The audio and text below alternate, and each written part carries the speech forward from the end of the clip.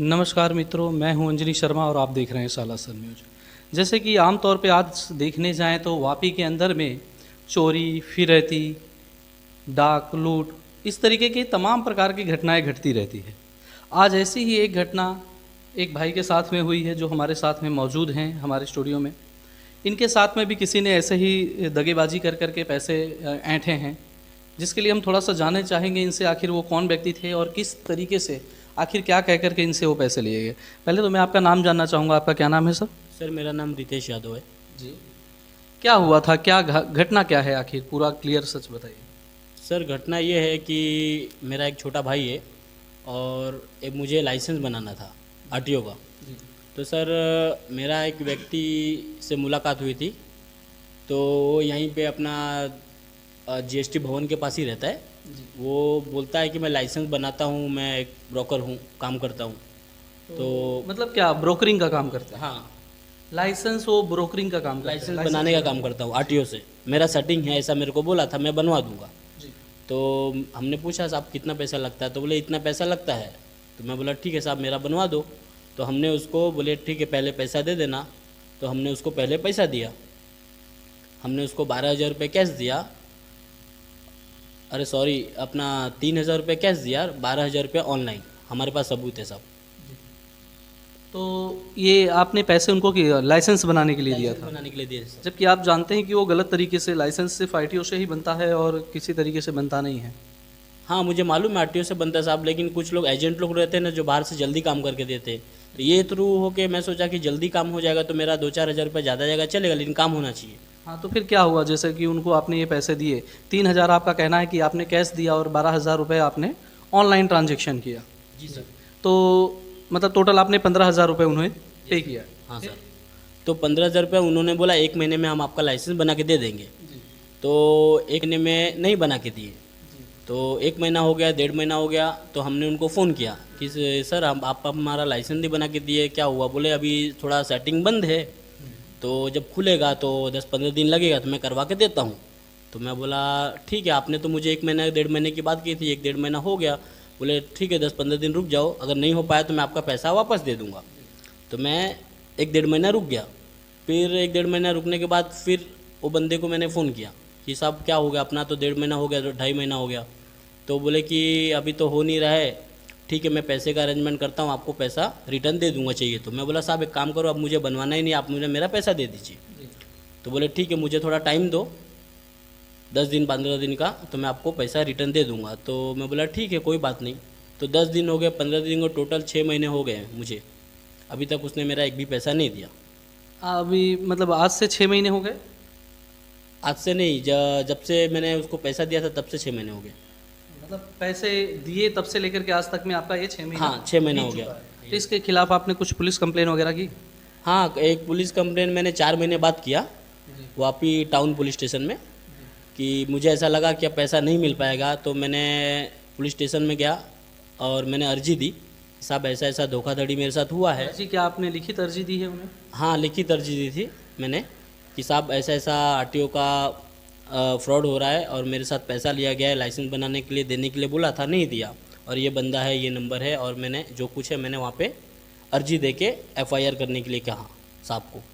तो क्या हुआ, पुलिस ने आपकी अर्जी स्वीकार की थी वहाँ? हाँ अर्जी स्वीकार की थी मेरी, और मुझे साइन सिक्का करके दिए भी रिटर्न, और मुझे बोले भी ठीक है मैं आपको जिस दिन बुलाऊंगा उस दिन आ जाना, सामने वाले को फ़ोन करके बुलाऊंगा। तो उसके दूसरे दिन मुझे फ़ोन आया, और जो बंदा अपना पैसा लिया था एजेंट, उसको भी फ़ोन करके बुलाया साहब ने। तो हम दोनों वहाँ पे गए, मैं भी गया वो भी आया। तो वो क्या हाथ पैर जोड़ के बोलने लगा साहब मेरे पास अभी पैसे नहीं, मेरे वांदे हैं, तकलीफ़ है, मुझे 1-1.5 महीने का टाइम दीजिए, मैं इसका पैसा वापस दे दूँगा। तो साहब ने उसको 1-1.5 महीने का टाइम दिया। फिर 1.5 महीना पूरा हो गया है, तभी भी अभी वो पैसा मुझे नहीं दिया रिटर्न, एक भी रुपया। तो मैं वापस परसों गया था पुलिस स्टेशन, तो साहब को बोला कि साहब मेरा पैसे का क्या हुआ, वो तो रिटर्न दिया। तो बोले कि अभी मैं क्या कर सकता हूँ। तो साहब ने फ़ोन किया सामने से उसको, उसने साहब का भी फ़ोन नहीं उठाया। तो मुझे रिक्वेस्ट है यही है पुलिस स्टेशन से कि मुझे न्याय मिले, मेरा पैसा वापस मुझे मिले, और ऐसा दूसरे के साथ ना हो दोबारा। तो जैसे आपने पुलिस को अर्जी दी तो पुलिस ने उसके ऊपर कार्रवाई की कि उन्होंने, पुलिस वालों ने बुलाया आपको, पुलिस ने आपको भी बुलाया और सामने वाली पार्टी को भी बुलाया। तो सामने वाली पार्टी और आपको दोनों को बैठा कर जब पुलिस ने दोनों के मसले का हल करने की कोशिश की तो पुलिस ने क्या कहा? वो सामने वाले व्यक्ति ने कहा कि 1 महीने में 1.5 महीने में पैसे हम चुका देंगे। तो क्या वो पैसा वापस आपको अभी तक चुकाया है? नहीं, वो पैसा अभी तक नहीं चुकाया। नहीं चुकाया। तो नहीं चुकाया तो उसके लिए आपने पुलिस में दोबारा नहीं गए? दोबारा गया था, जी। अभी दोबारा गया था, तो दोबारा जाने के बाद अभी 2 दिन हुआ है, तो दोबारा गया तो दोबारा वो व्यक्ति पुलिस वाले का भी फ़ोन नहीं उठाया है और हमारा भी फ़ोन नहीं उठाता है। आज 10-15 दिन हो गए, 1.5 महीना होने के बाद। तो मैंने वापस पुलिस स्टेशन गया तो पुलिस वाले भी फ़ोन किए, लेकिन किसी का फ़ोन नहीं उठा रहे हो। क्या नाम है उस व्यक्ति का और कहाँ का रहने वाला है, या फिर उन्होंने अपना एड्रेस क्या बताया था? उसका नाम है इम्तियाज़ मंसूरी और वो रहने वाला है, अपना एड्रेस मुझे बताया था महल अपार्टमेंट, महल कहाँ पे रहता है? कच्ची गाँव, कच्ची गाँव में। कच्ची गाँव रोड। महल अपार्टमेंट, रूम नंबर वगैरह कुछ रूम बताया? नंबर कुछ नहीं बताया और मुझे भी कुछ नहीं मालूम है, इसके लिए मैं पुलिस का हेल्प लिया हूँ। जी। तो जब आपका वो उन्होंने ये 2 महीने 3 महीने जो पुलिस से उन्होंने टाइम मांगा था उसके बाद वो पैसे नहीं दे पाए, तो उसके बाद जब आपने पुलिस स्टेशन में गए तो पुलिस वालों ने क्या किया? कॉल किया था उनको? हाँ, उनको पुलिस वाले ने कॉल किया था, 3-4 बार कॉल किया, लेकिन उन्होंने पुलिस वाले का फ़ोन नहीं उठाया।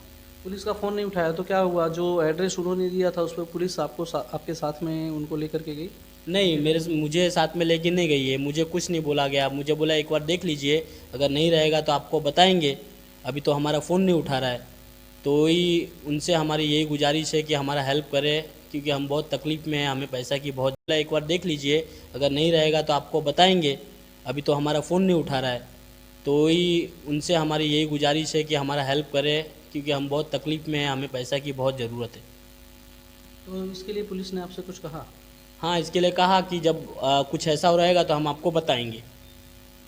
तो पुलिस ने दोबारा फ़ोन करने की कोशिश की उनसे मिलने की? दोबारा उनसे ना बात करने की कोशिश की, ना उनके पास जाने की कोशिश की है। कितना दिन हो गया इस मामले को लेकर के? जैसे आप पुलिस स्टेशन में गए उसको लेकर के कितने दिन हो गए अभी आज? उनको, आरोपी को पुलिस स्टेशन में लाके कम से कम नहीं, आपको पुलिस स्टेशन में दोबारा जा कर के कितने समय हो गए? 2 दिन हो गए। 2 दिन हो गए। तो 2 दिन में पुलिस का कोई फ़ोन आया सामने? कुछ नहीं आया, एक भी फ़ोन नहीं आया। तभी आप क्या उम्मीद चाहते हैं पुलिस से, क्या प्रशासन से आप क्या उम्मीद रखते हैं?